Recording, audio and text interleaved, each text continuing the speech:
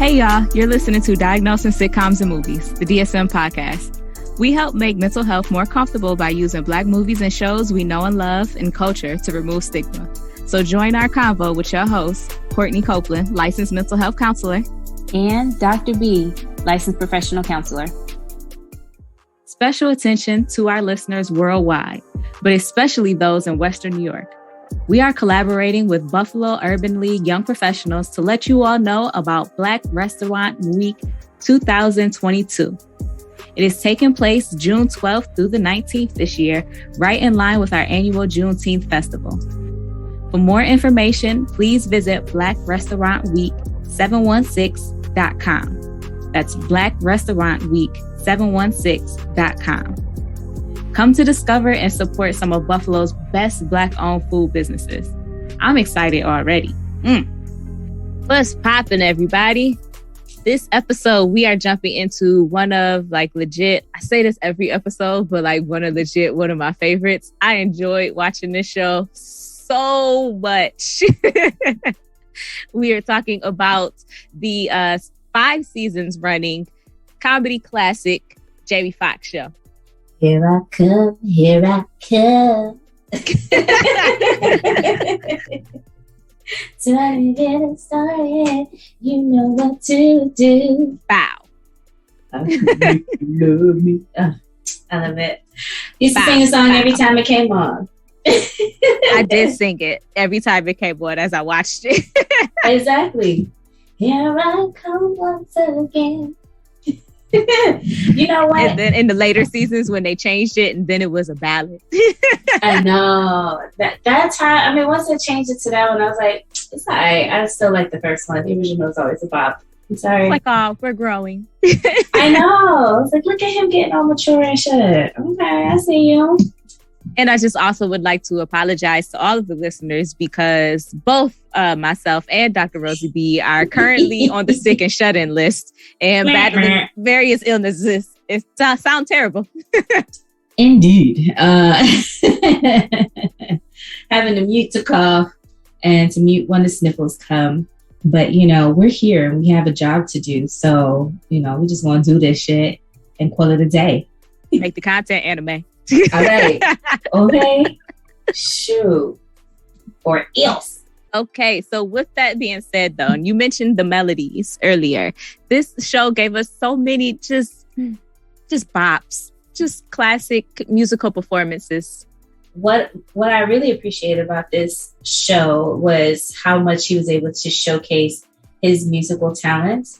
And any episode that he had where he was singing, I was just like, I love him. He's my favorite. He's just one of the most talented people ever. And I just appreciate I just appreciated it all. The Dearly Beloved, the What I Wouldn't Do For Your Love. Yes. One of my personal favorites, Boo, Will You Marry the Kid? And Roaches, For the Love of Jesus. If I'm Not at Home. Popping Bottles, New York Could Kill You, and the infamous, well, not infamous because it's not an infamy, but the classic, The Wedding Song. Oh yes. Mm-hmm. I just was listening to that one because I just finished watching the last episode today before recording, and I was like, oh, it's so sweet. I just don't appreciate how Jamie be doing Uncle Junior sometimes though. Why he had to get him arrested? Hey, look, one of us had to go down, and it wasn't going to be me, okay? Damn, son. But, we listed all of those songs, and we haven't even really gotten into quotes yet. That's how chock full of this it gave so much. Listen, it really did. It gave me a lot of life, and it kind of brought back memories. I don't know if you've had those moments, and I'm sure there's a scientific term that I'm just going to botch this, but where you smell something or you hear something familiar, see something familiar, and it brings up old memories, things that you thought you forgot, and it's you're right back in that place. And that's what the Jamie Foxx show did to me. It was oh my gosh, I forgot this part of my childhood experience. And it was just so nice to be back in that again. So I'm happy we did this episode. It was nice. Yes, one piece of nostalgia that definitely came back was the hand and the bruh. Oh, my conscience, I left it right here.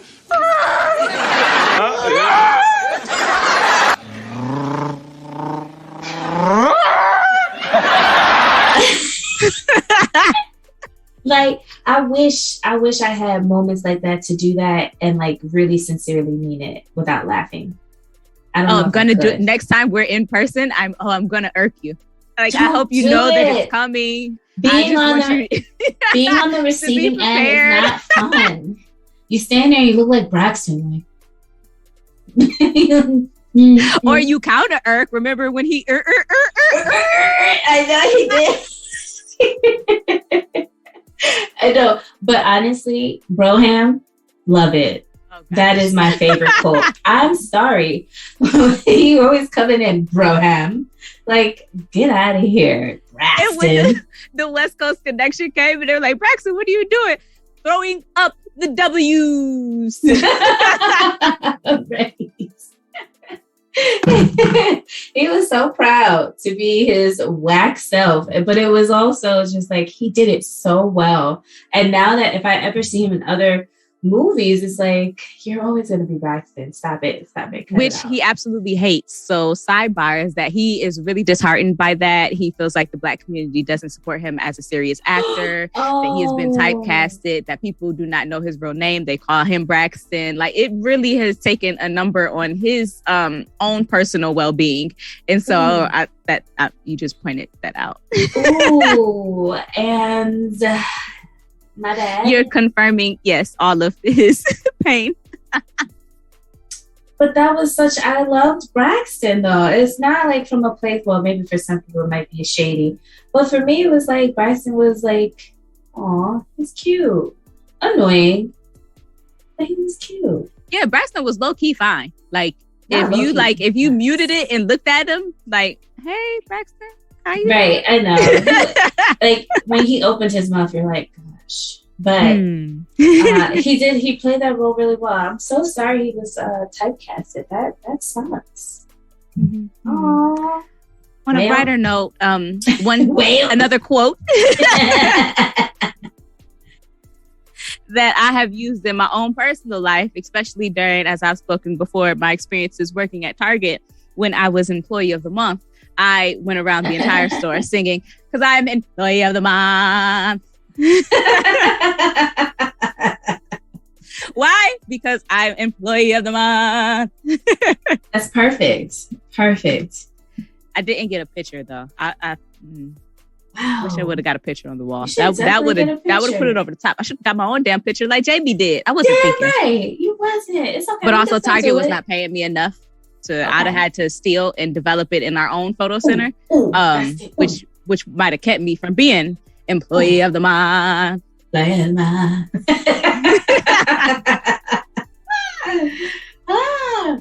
Well, I mean, it's never too late to make it yourself. You know, we can actually make a shirt with Courtney's face, Employee of the Month. And like, there should be like 3 different ends, because I'm Employee of the Month. O's and N's. Yeah, that's what we need. Yes. We'll make it happen. All right. Make it happen. Right. On this t-shirt line that we have. We just keep coming up with these ideas. It's coming. Spring 2030. That'll be when the collection drops. Yeah. But speaking of Mr. Hotnabrig, I just love when Gloria would say that.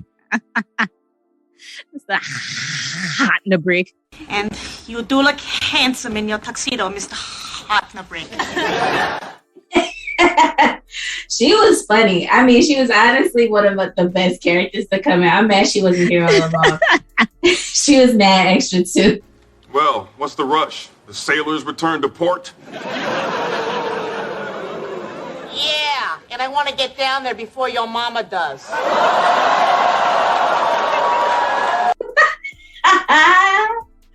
I love it. Well, before we had Gloria, we had Dennis with, his slight pie addiction. And don't look at me like that, Jamie. I'm just trying to get my pie on. Ooh, is that a diagnosis? It is. I definitely diagnosed him with other substance use disorder, specifically pie. Severe, but in sustained remission. Okay. He tried to sell a VCR out of the hotel with the tape still in it. I agree. Okay. Yeah. Yeah, you're right. When you put it like that, I mean, you know what really makes this a challenge at times too is like you really have to take the comedy from it and then really see it for what it is. And it's like, but that's kind of funny. Like, okay, but you've never been in session. You've never been in session and a client been telling you a story. And it's funny? As hell.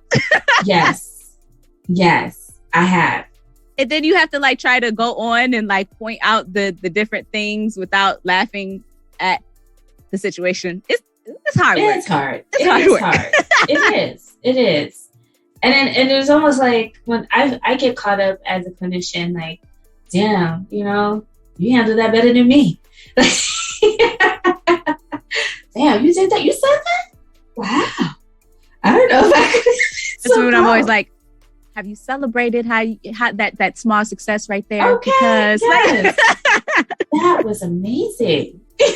I've learned something here today. Okay, so let's look at how you handled that situation. Now, how would you have handled that in the past? Like it's clients are so resourceful. They are. And just always know, friends, you don't have to fix nobody. That is not our purpose here. It's not to fix anybody. I have to remind people we can do it ourselves. Mm-hmm. I often tell my clients, you about to be mad at me because I'm not going to tell you what to do. Okay. Shit. So what I pay you for? Well, I have the privilege of currently working at an agency where they are not paying. So you get what you pay for. Like I'm waiting for the moment someone to say that. Say what do I pay for? You get what you pay for. I've never had someone say, what do I pay you for? Thankfully. And I'm in private practice. Hope you never hear that. Bro, because I don't even know how I would act. Like, excuse me. You pay me to listen to you non-judgmentally and to give you unconditional positive regard. That's what I'm here for. As a clinician, I would like to point out an area of concern that I got from the Jamie Foxx show. I was slightly taken aback by how many times that Jamie directed someone to commit suicide. He often said, kill yourself, choke yourself.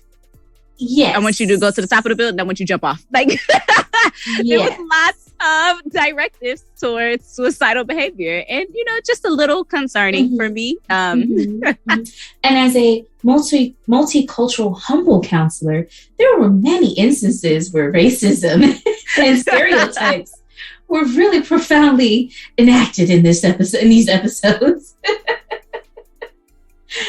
Oh my gosh. Is his name Esteban? The one where he had his hair out for the pool party? Oh, so you dance. We dance. You dance. Yes. Yes. It was like Enrique Esteban, Ricardo, Luis, Melendez, Rodrigo. Or when he tries to dress up with something or another with the teeth and the head wrap, and he came in. Oh, when he was the Indian fancy. Dude. Oh gosh. I was like, no, this is unacceptable. But it was funny. It was back then. Now it kind of is, but I'm also was like, this is not okay. Oh, yeah, man. that one was a cheap one though. I feel like they could have did better with that one. Yeah. The one that I liked his character was that he did Ted Koppel. The news anchor. Oh yes. Yes. Oh my You better gosh. check yourself before you wreck yourself. You heard? Do you have any newscaster in you? Actually, no, I don't. Well, would you like some?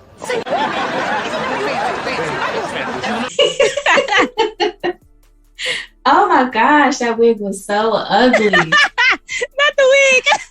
The wig always got me, child. I was like, ew. Yes. At this time, what year did this one come out? 1996 was when the show originally started, and then it ran for 5 seasons. Okay. And so did you run across anything as far as it kind of like overlapping with Martin? I think it can't necessarily overlap with Martin in how they do the dressing and dress up and stuff like that, maybe. But Jamie was just so talented. He had another layer in his show. It's different. But then we also have to remember Jamie had those years of In Living Color and constantly doing those skits and doing characters and doing Wanda and all of those different things. Yes. So he had a good training ground and all of that under his belt before he got the show. So he was already ready to go, hit the ground running as soon as the show came out. And you can see that even from the first episodes of the show. You know how like a lot of shows, they take a little time to really find their groove. The Jamie Foxx show out the gate was hilarious. A gem. Yes, it was. It wasn't awkward. And at times it was so cool. I don't know, maybe because I'm a nerd, when he would walk out on set and everybody going crazy and he's like, okay, wait, stop it. I gotta get my line right. And you can see all of them kind of do that whenever they would come out, the crowd would go crazy. I miss live audience. Do they even have them anymore? Is that a thing? Well, it won't be with COVID. Okay. Oh, stupid ass COVID. Well, we thank her for being here because she allowed this to be birthed, I suppose. The only thing that whole COVID gave us was Zoom. And it gave us the DSM podcast. We'd have got that anyway. The God put this idea here, not COVID, child. You give credit where credit is due to the Most High, not to this evil. Okay, all right.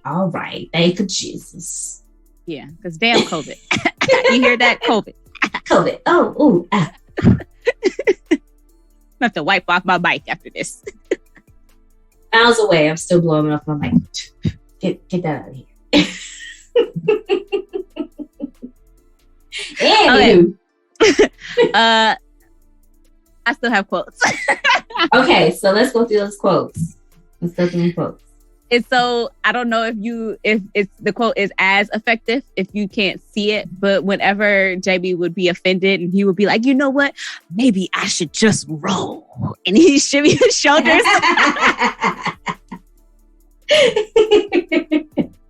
He was so dramatic. All of his body, like, roll.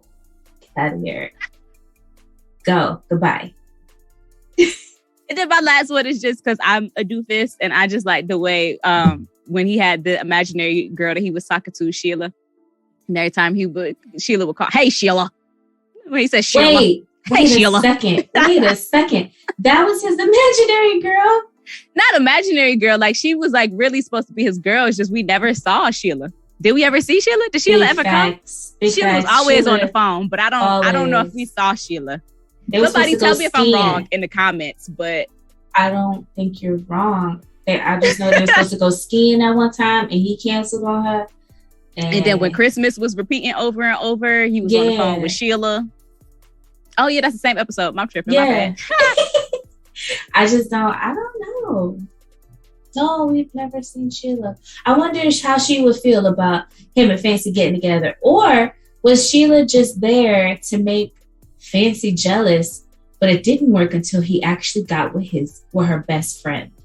I don't know. I think maybe, Sheila was just a friend. Like there wasn't no expectations. We just kicking it. Jamie's cool. He's a good time. Mm-hmm. I don't see Sheila taking Jamie seriously because he canceled on her so many times. I mean but eventually it's just okay, Jamie, when you come, you come. That's all right, Sheila. All right, Sheila. Sheila. All right, I get it. Okay, so we've already diagnosed Dennis with his substance abuse of pie. Poor Dennis. You know what? You're right. Absolutely. As we continue to get other King's Tower employees, we got Gloria. We talked about her enunciation of Mr. Hottenbrick. And so with that, I diagnosed her with an unspecified communication disorder. Oh, you know you're wrong. What? Explain. This category applies to presentations in which symptoms characteristic of communication disorder that can cause clinically significant distress or impairment. I don't know. Maybe that's too harsh because it didn't cause any impairment in her social or her occupational functioning. So I guess no. I take it back. But we, if she doesn't see it as a problem, I don't see it as a problem. But if she does, she might need to, see a little speech pathologist to figure out why the H's are so hard. I think she did it on purpose just to be annoying. If I'm being completely honest, because I've been there, it just pronounces stuff real wrong. Like we have a street here. I don't even know how to say it correctly to even show you how wrong it is.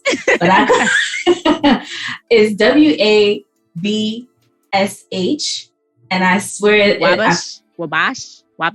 I say Wabash, and everybody be like, it's wrong. It's Wabash.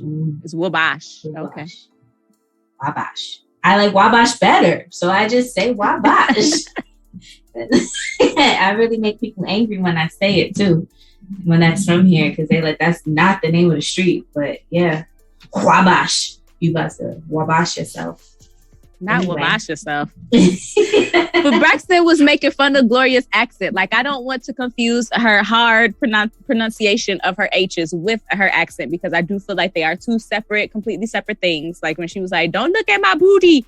And Braxton was like, Please, you don't have any booty. I think that was accent, but I think the hot in the brig was, maybe you're right. Maybe it was an intended verbal I do. She knows she's doing right, because it was only at him. So that's it. She had Braxton Lexia.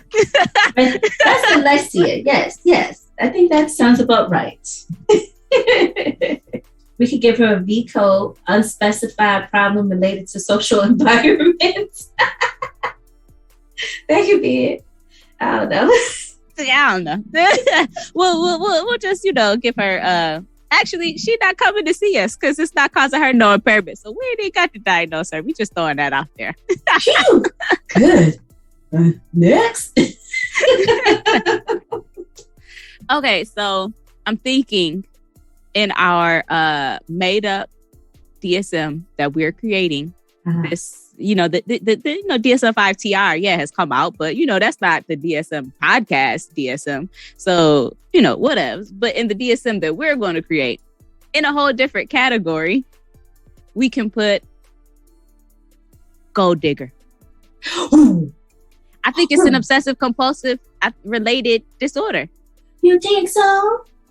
Do you see how Sharice was motivated by money? The gold digger. Oh, she had a digging mentality. Digging up them holes, digging. Child had Kobe Bryant. Rest in peace, Kobe. And then was still chasing after, trying to get Fancy to go with her with Casey and JoJo. We could just stay a little while. Oh, so I had several issues with this particular stereotype. Or what does they call it? Caricature, whatever. Just adding to that, Black women just want men for their money narrative. And it was just like, I roll my eyes now, but back then, yes, some of what she was doing and saying was funny. But then it's just like, this just adds to the reason why people feel it's okay to assume that Black women just want men for their money. Although we're the highest educated. I don't know if we're the highest paid, but we are the highest educated in the U.S. Gold digging is not more prevalent there's no research behind this, but I'm just going to throw it out there. It's not more prevalent in the African American community than it is in any other community. I saw that more as in LA, not even LA, as a Hollywood trope, as opposed to a Black woman trope. All right. Okay. I see your point. Yes, you're Again, right. I apologize to our LA listeners. I know I be giving it to y'all hard, but this is what y'all be giving us to work with. I mean, Hollywood doesn't really give you Hollywood a good rap. I mean, you would think they would make themselves to look better, but they don't. They don't. They really don't. And I definitely felt like Charisse was a product of Hollywood more so than I did attribute her gold digger-isms to anything else of her character. So what made Jamie any different? Because he was always having his palm out asking, he was taking $20 from his little league basketball team. The more that we talk about Jamie, the more we might come to a diagnosis. We might save him for last. Okay, I'm okay. The more that we talk, I'm like, Jamie. And he was cheap. Very cheap. He was very cheap. He was very poor. But again, people coming from other places to try to pursue their dream in Hollywood, a lot of them don't have the careers that they fashion themselves or try to present themselves to have, and are working menial jobs in order to support their aspirations and why they came to Hollywood in the first place. And so he didn't have it, and he was in a very much so fake it till you make it type place in his life. But I feel like, again, that's a lot of people in Hollywood. I feel like the only time it became an issue for him, or at least what was made obvious to us as an audience, was when Fancy's little friends was talking about how, all these wannabe actors or /singer /waiter living in their mama house. Yeah, right. And so it was just like, that was the only time where you're reminded again. Well, maybe not the only time, but that was the time where I was reminded where it's like, Jamie wasn't necessarily meant to work just at the hotel. He was there to actually pursue a career in singing. Which he's going to be a movie star, remember? Right. I mean, what I saw, and I hate to always go to narcissistic personality disorder, especially for main characters. Like, it's like, damn, does Hollywood write all of their main characters to be narcissists? See, I didn't think narcissism. I thought histrionic. Well, I thought narcissist because anytime there was a celebrity or someone that he felt that he should be acquainted with, like he would, introduce himself, buddy, even go as far to introduce him to Uncle Junior and Aunt Helen, But I attribute that to thinking that relationships are more intimate than they actually are. Ooh, I think you might be right. Okay, let's put a pause. Yes, I told you I saved him for last. Okay. But I did want to mention the one thing that reminded me, and kind of goes along with what you're talking about, is where his sister came to visit, and she was like, hey, you just mad at me because I've been out here a weekend and I'm already popping, and you've been out here 2 years and all you did was get fired from KC and JoJo. Damn, she did. She was such a, oh my God. She was so mean to him. But he was treating her like a little kid. He was treating her like a little kid, I will admit it. And then I couldn't help but think about her in Players Club, and I was like, she is so good. Same. Like, there's no difference between the two characters. They just plopped one into the show. Right, Ebony. But that was sarcastic, call. Ice Cube, you was writing the movie. It was like, you know what? Her, right there. Right here, because she that ignorant and young acting. Let's put her in here and let her play that role. But she did good. But yes, that's another example of that. But you brought up two very important characters in the show who we would be remiss without mentioning. Aunt Helen and Uncle Junior, the owners, the proprietors of the King's Tower. I love them. I wish they was my aunt and uncle. Me too. Wait, whole time, did they not have kids of their own? They did not. Aunt Helen was unable to have kids. And there was the one episode where the girl came and thought that Uncle Junior was her dad. And it really upset Aunt Helen because she was like, this lady who you don't even care about gave you the one thing that I couldn't give you. And she was really upset. But then it turns out that wasn't her daddy. So it was okay. Oh, my God.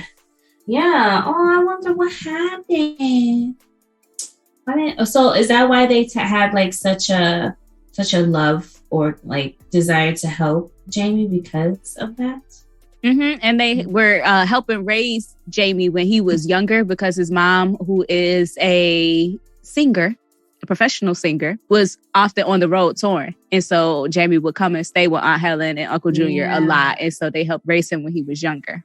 Yeah, you know what was funny too? I realized Jamie Foxx's mother changed over the For a brief second. She changed, but did she change back? I was like, but in the wedding, the last episode, it's Gladys Knight, right? So it was Gladys Knight, and then it was Jo Marie Payton, and then it was Gladys Knight again. Oh. Well, I guess Gladys couldn't make it to that one. But we needed to have Gerald Levert as his stepdaddy, so they said, well, just, hey, Jo Marie, you busy? Listen, I was like, y'all better sing together. Glass up wine, spending time.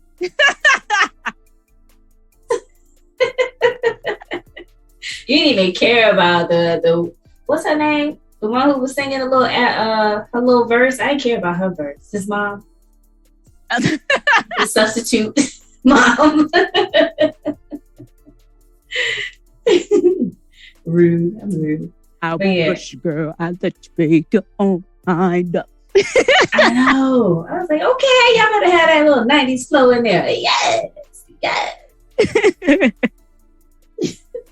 But speaking of Aunt Helen and Uncle Junior, for Aunt Helen, I really only had the acute stress disorder that she experienced after she was mugged, and with the V code of victim of a crime, because there was the time where she did not want to leave the hotel. She was trying to completely avoid anything resembling that situation. She had held herself up. They tried to get her a therapist, but this is a good example, guys, of why you should, meet your therapist prior, make sure everything's on the up and up. It's a good fit. They are, ready to handle what it is that you have, because they were not a good fit for each other. And this particular therapist needed to have some own therapy of her own, get her own supervision, because she became the client and Aunt Helen was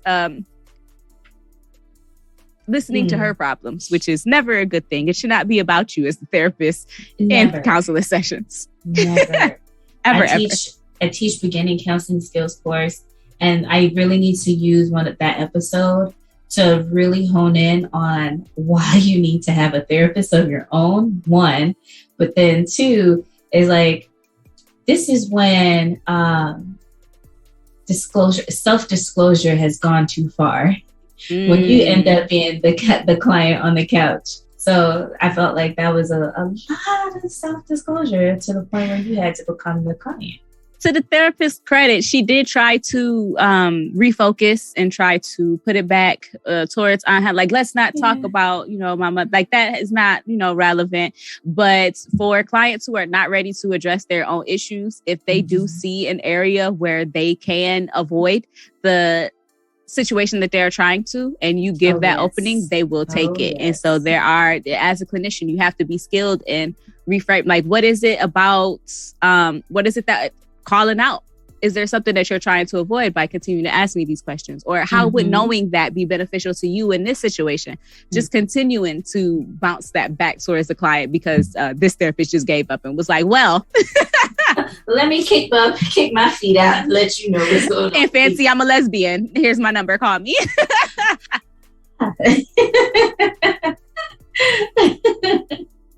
Yes, those are all boundary crossings, self-disclosure, transference, counter-transference, you name it. That was all there. Don't do that, friends, if you're in the helping profession. And then we slide along to Uncle Junior, who I diagnosed with gambling disorder, persistent and moderate. Oh my goodness. No, I thought you would is there a V code for being cheap? I don't even know if there's a V code for being cheap, but that was the V code that I did give him. The cheapness goes along to his gambling disorder. He was not trying to spend money, but he would be more than willing to use those monies that he did have towards the horse track. And so he was very keen on gambling and not spending money in other areas so that he had money to gamble with.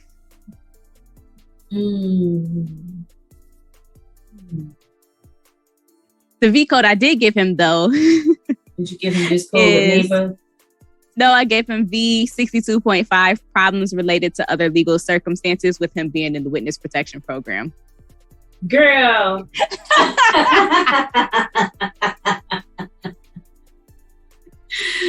Uncle Jimmy.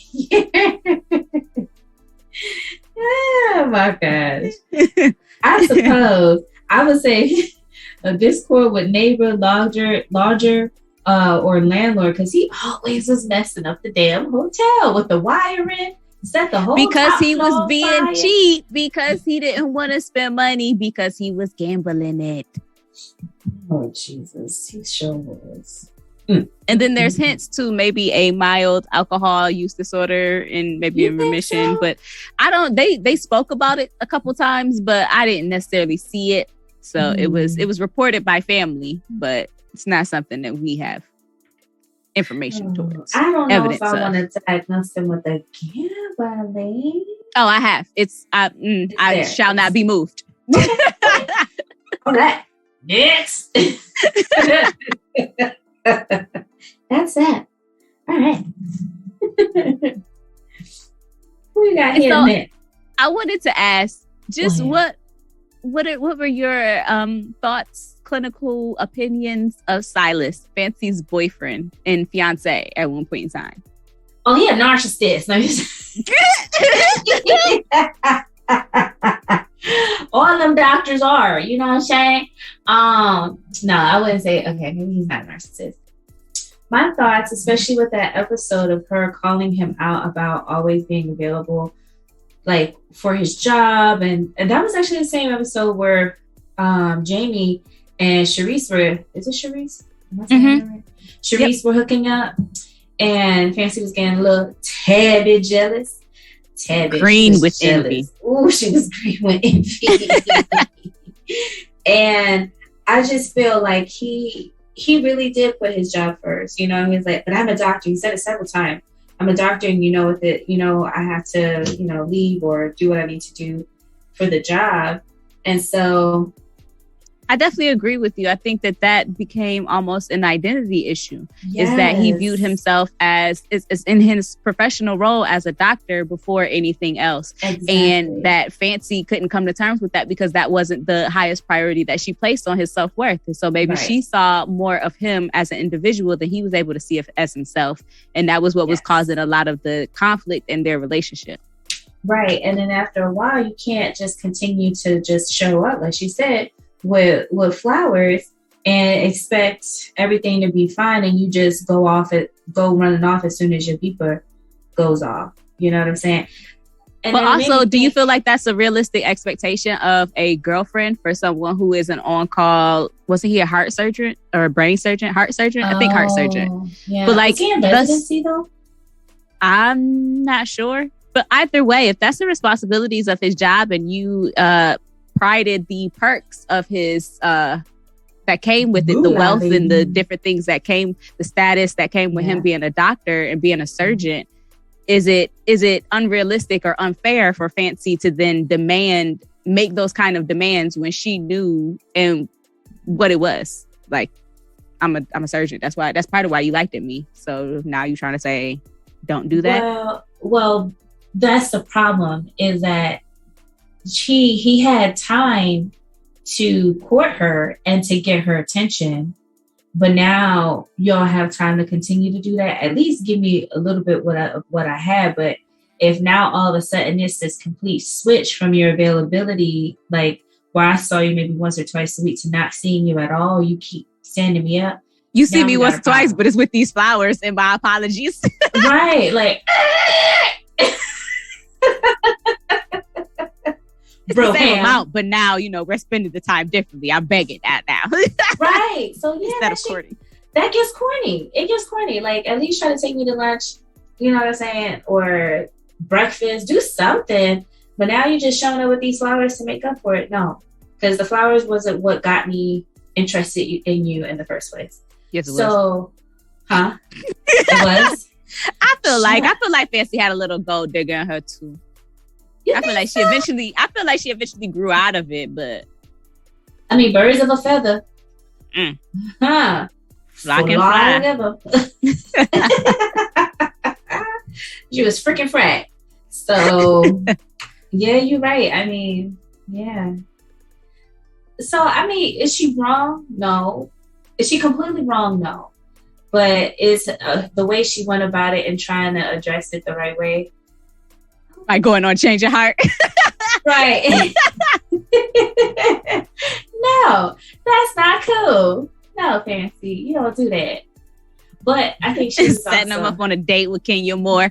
And I was happy that he did go on a date with whatever Kenya Moore character name was, because that young lady had an understanding of what that role was. And do I want the perks of dating a surgeon? Yes. So I also need to know the pitfalls that come along with it, understanding the balance of it. I'm interested in what you do.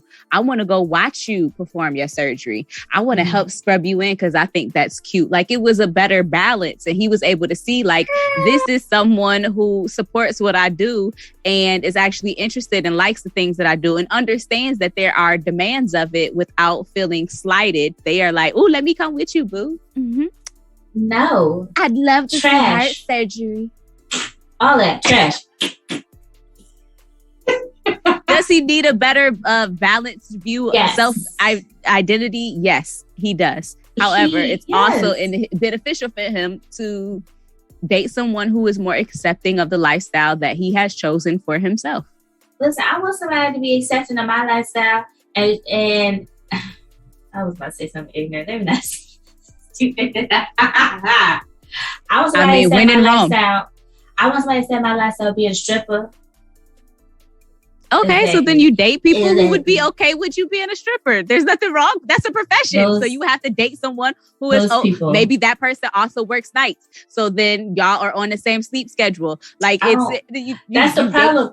You don't want to date somebody that's in the same profession, which is why he wasn't. I didn't say they had to be in the same profession. I just said sleep schedule.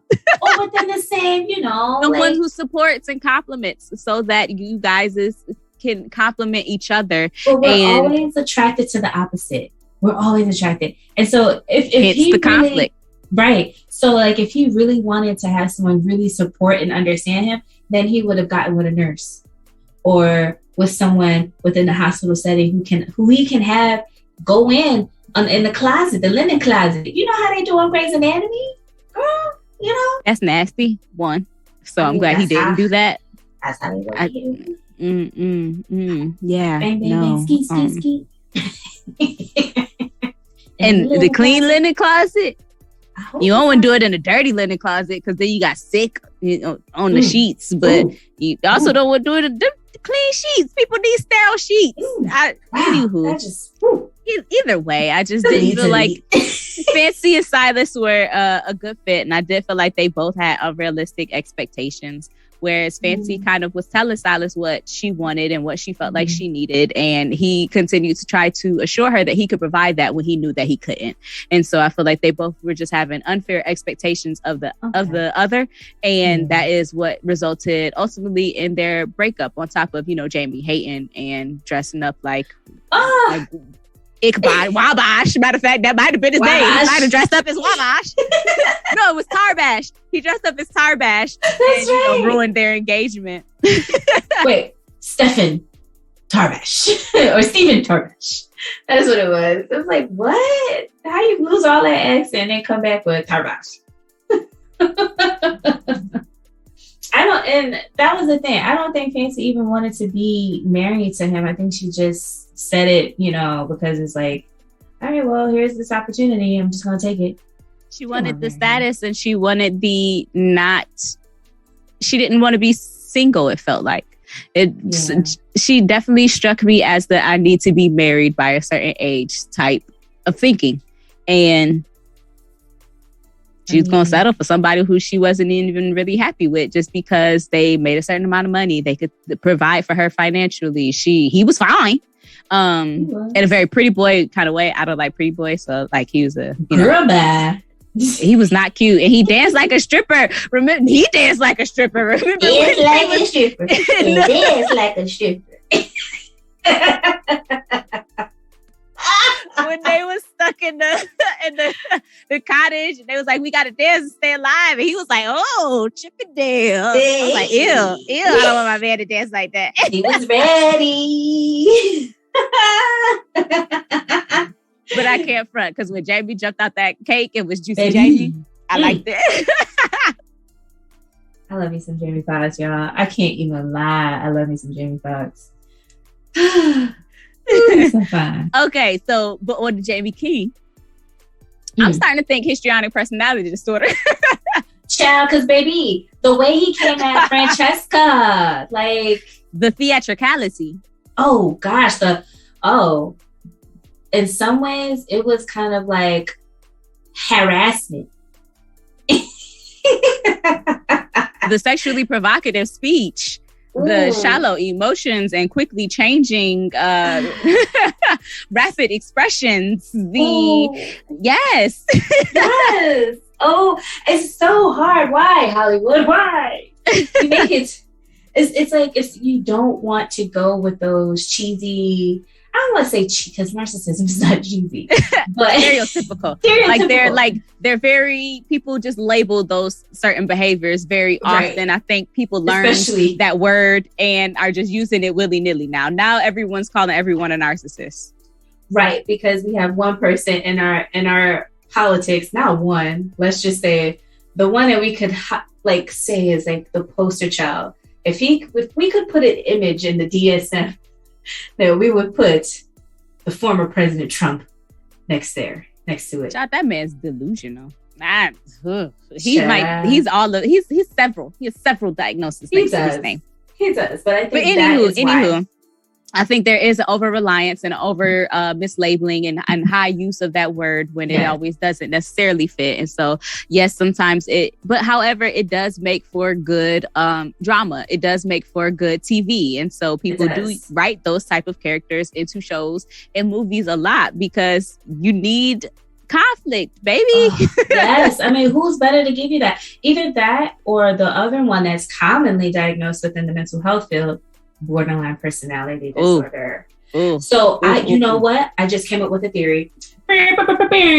Okay, so I think we label men as narcissists and women as borderline. We've always overgeneralized women as being borderline, but I also feel like we do that for narcissism. Like you'll see more men being diagnosed with narcissism than you would women.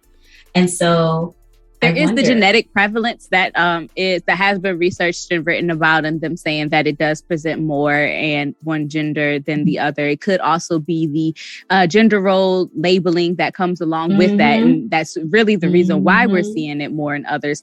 I also would like to highlight that I feel, in my own personal opinion, is that Ratchet often gets labeled as borderline when it's not necessary. They're not taking into consideration the context in which the behaviors that they're seeing are present. And so you might just be hella ghetto and just, in that way. And that often gets labeled as borderline. I also have seen lots of people who had 20 plus years of cocaine use. Often, if cocaine was your drug of choice, 8 times out of 10 you're gonna be labeled as borderline. Cocaine, the hell of a drug. The show child. But I don't feel that we would see Jamie as a client. I don't feel like he would feel like there was anything wrong with him not wrong with him. I don't think that he felt like it was causing him the impairment that it actually was, because his behavior is what got him kicked off the Casey and JoJo tour. It is what made Uncle Junior King, Uncle Junior, Helen, first try to say, well, we know that this isn't the career that you want. Maybe you do need to start paying for your room. Like it was his histrionic behaviors that were causing the issues in his life, but I don't feel that he would see them in that way. And so I feel like the only way that we would see Jamie as a client would be in couples, probably counseling with Fancy. And I feel like their biggest issues were not even his histrionic personality disorder as much as they needed to clarify what their gender roles were in their relationship. Because Jamie, being from Texas, being from a more structured, traditionally structured environment, especially with Aunt Helen and Uncle Junior, and seeing that relationship as his real like hashtag relationship goals. He was very traditional in that sense and very old school in that way. And it seems like Fancy wanted to pick and choose kind of which gender roles that she wanted her lifestyle to embody. I mean, I feel like she was entitled to that, right? To pick and choose.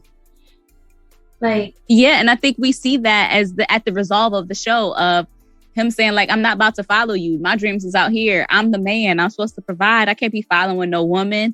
And then I think, but we see him come to that compromise, and we see him say that I can do music anywhere. I can act in New York. Like, that's still, I can still do all of those things out there. And I think that was really showing growth in their relationship and showing that they were ready to get married, and him making that compromise with her, but her also understanding and listening and respecting his views as well, because she was almost ready to stay. Like, they each were ready to make that compromise for the other. Yeah. And Jamie just went ahead and was like, okay, well, I still have these traditional values. So this is the way that I'm going to exert that. I'm going to go ahead and get us the brownstone. I'm going to go and I'm going to make all of these moves for us so that you can have this, what you're aiming for, and being the career woman that you are. Yeah, I get it. I agree. And hopefully, because they've honored each other in that way, that they're not going to make those decisions without recognizing, okay, so you give a little, I give a little quid pro quo type of situation. But then also, whenever there's a situation that they're not most happy with, that they don't build up a sense of resentment and not doing what they wanted to do. Because I feel like that's where a lot of people get caught up, is like, I'm going to sit back and I'm going to stay here, and he wants me to stay here. I'm going to give up that job, and then be resentful towards that person, which then later leads to certain behaviors and certain attitudes within the relationship, which then leads to someone being unhappy, usually the person who felt like they sacrificed more than the other in the relationship. So I think that was really important for both of them to do that. A little compromise. Yeah. See, they didn't even need us. But, if other, larger problems arise in the future, we can, as clinicians, if they did come and see us, we can pull on the success that they've done in resolving this issue, and how we can use those same skills, those same tools, those same strategies that they already are comfortable with and know how to do in solving whatever issue it might be in the future. Yeah. But yeah. I see their prognosis as well. I see them, being happily ever after, having been raising beautiful, talented, gorgeous children. I can see that. I definitely can. And also, one of the things, one of the skills that I would hone in on, especially with this couple, is humor. And even with the family itself, there's a lot of humor here where they're able to laugh at things. And Jamie comes in with some outlandish stuff to say or do. And it was just kind of, they would laugh it off, like, oh, that's Jamie. Although some of them were a little interesting, it still laughed it off.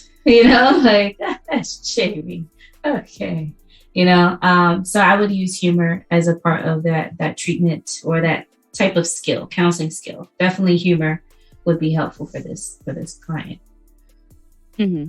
Definitely. And I think that they would make great parents. When Jamie had that kleptomanic little homie Nelson, he did a really good job with him. He was doing well, except for extorting the children. But he was doing well coaching the basketball team, besides taking their money. But maybe once, finances aren't such a big issue in his life, he won't be holding up children for their lunch money. I think he's still going to hold them up. Possible. It's possible. If he learned anything from Uncle Junior, he learned how to hold people up for money. On replay. Yes. And so one last diagnosis that I have, ma'am. Ooh. Are you ready? Braxton. Braxton? Okay, I did give him compulsive personality. Yeah. Obsessive compulsive personality disorder. I completely agree. Yes. And on this show, it seems like everyone that dresses how Braxton dresses has, it's a trope. Maybe it's another trope that's written into shows. is the obsessive compulsive personality disordered character. For Braxton, I felt like that represented It's okay. that too. Yes, but we saw it. And we seen it in his identity, with his sense of self being derived predominantly from his productivity and constricted experience and expression of certain strong emotions. I was about to do it when he fell out. It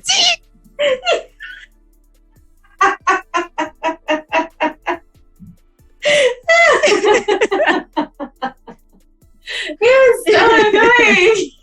He cried.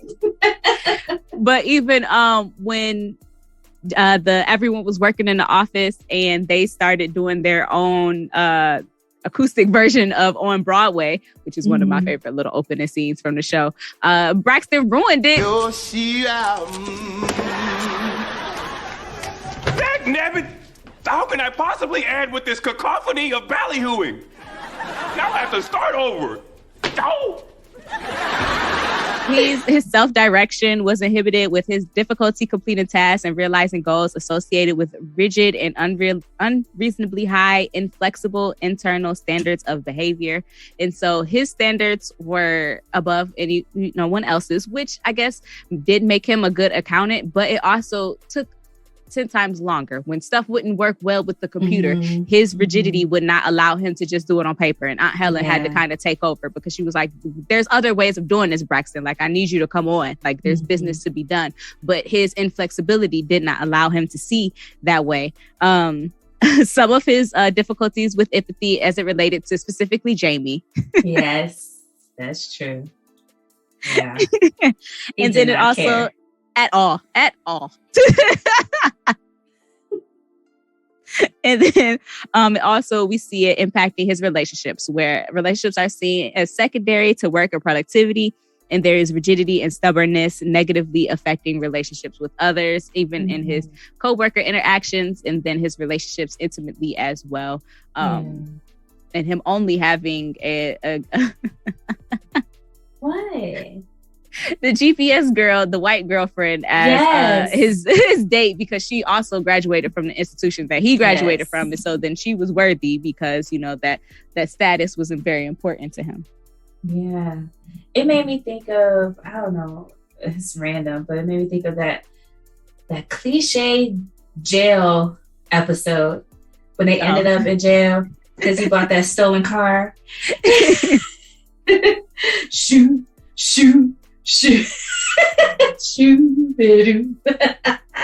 They're dumb. But he always gets in these situations with Jamie. And it's like they were brothers. They were really like, and I think he said that one episode. He was like, you're like my brother. And he just couldn't do anything without him. It's just what their relationship is going to be. Like, I think he cared about him, but he just was also like, Jamie, whatever. You got yourself into this shit. You're going to figure it out. That type thing. But very much so. And like, he would have sympathy. He could express sympathy. It's the empathy where he was lacking it pertains specifically to Jamie. He sometimes had it for others. But like, even with when he was trying to negotiate for the raise for the employees and Gloria was led the strike, he didn't have the empathy for the other workers that were, you work at this hotel too. You're an employee just like they are. Why are you not seeing their needs and meeting them? And then Francesca was able to come right in, see exactly what it was that needed to happen for the employees to feel satisfied and for them to get what they were worth. And she ended the strike immediately. But I think it was his lack of empathy in that area is what sustained that whole episode of them being on strike. Right. Yeah, that's that rigidity. Yeah, for sure. Okay, yeah. So he's on the same page for that one. Hi. Hey, good job, guys. It's so, I just love the show. I just love everything about it. I just love just when Jamie had the evil twin who was the bank robber. We don't take credit cards. Aw. Yeah, there was some really good episodes. I love that they had, just like any other sitcom during this time, the random celebrities that would come in. Those are always fun. You have those. Anyway, I just love the celebrities on here. Like, especially the episode when they are playing against the other basketball team. Again, another cliche moment where the actor feels like they're better than the athlete that's coming on the show. So now they have to play basketball. Sir, that's Gary Payton. That's the glove. I need you to stop. Right. Cut it out. So, there's that. There are so many celebrities on here. Especially even, what's his name? Silas? Is that his name? What about Silas? His mama. What is her name? Oh. How can I forget her? She always playing somebody hysterical mama. Like, just doing the most. What is her name? I'm so embarrassed. I can't remember her name, but I love her. I can't think of it now just because we're supposed to be thinking about it. Right. Damn it, man. But she was one of my favorite actresses, and I enjoy seeing her on there. She does her thing every time. She's so obnoxious. I love it. Her name is Jennifer Lewis. Jennifer Lewis. How could I forget that? Jennifer Lewis. That's my girl. Love her. Who else was on there? We had so many people. So many. When Kevin Garnett came up there, yes. he thought she was messing with me. He thought he was messing with Fancy. Right. Yes. Yes. He was very particular with Fancy. Remember when he told Ice Cube Fancy used to be a man? Mm-hmm. Mm-hmm. The whole West Side Connection. Oh my gosh. But yeah, so was it intentional for it to be, remember, what's his name? Ooh, tell me when to go. E40. E40 was on there. Ooh. Yes. I think they had a lot of people from, of course, the West Coast come in and guest star. Definitely. On stuff. I mean, you can't be in LA or Hollywood and not have some of them come through, right? So. Yeah, but then they also had like with the For the Love of Jesus with Ronald Isley and Mary J. Blige. Like they had lots of different. They had Savion Glover and Dule Hill come and tap dance. They had all different types of people. That is very true. So it's not just LA, but of course you have to have a few LA people. Of course. But yes, definitely one of my favorite shows to watch again and to diagnose. This was fun. I like this one. This is fun. I love this show. Thank you, Jamie Foxx. I appreciate you. I love you. That's it. I'm done. Okay. If you would like to support the show to help us get more content out to you all, you can visit our website and follow the Support the Show link to become a Patreon member or donate on our Cash App. Now, we're happy to get the kind of money that jingles, but we'd rather the kind that folds. As always, be sure to follow us on Instagram at the DSM Podcast, and you can subscribe to our show wherever you get podcasts. You can also purchase merch from our website. While you're there, go ahead and leave us a comment because we are counselors and actually care about what you have to say. Until next time, y'all. Peace. Okay, bye, you cinephile.